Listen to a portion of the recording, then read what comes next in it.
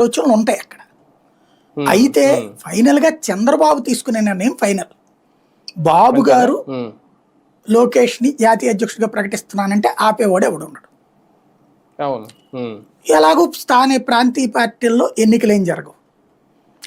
లేదు బాబు గారు పార్టీ బాధ్యతలు ప్రెసిడెంట్ రెండు నా దగ్గరే ఉండాలి అనుకుంటే, అంటే నేను బతికున్నంత వరకు నా చేతుల్లోనే ఉండాలి ఆ పదవి అనుకున్నారనుకోండి, అప్పుడు ఆయన ఇతన్ని వర్కింగ్ ప్రెసిడెంట్ గా ప్రకటించవచ్చు. ఇక్కడ పార్టీ భవిష్యత్తు కోరితే, తన బిడ్డ భవిష్యత్తు పార్టీ భవిష్యత్తు కోరితే ఇప్పుడు అధ్యక్ష స్థానం ఇవ్వడం కరెక్ట్. ఈ టైంలో ఇవ్వటం ఎందుకు అంటే, ఎన్టీ రామారావు గారి దగ్గర నుంచి తీసుకున్నాక పార్టీని చంద్రబాబు గారు సక్సెస్ అయ్యారంటే సంస్థాగత నిర్మాణం ఆయన ఉన్నప్పుడే ఈయన చేపట్టడం వల్ల. ఇప్పటికే సంస్థాగత నిర్మాణంలో 100కి 90% లోకేష్, ఓ 10% చోట్ల చంద్రబాబు గారు ఇన్వాల్వ్ అయ్యారు.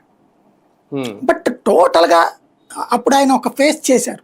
ఎన్టీఆర్ని దించినప్పుడు ఎన్టీఆర్ పెట్టుకున్న బ్యాచ్ ఎదురు తిరిగారు. అలాంటి పరిస్థితి తన బిడ్డకి రాకూడదు కదా, కాబట్టి అక్కడ రావాలి.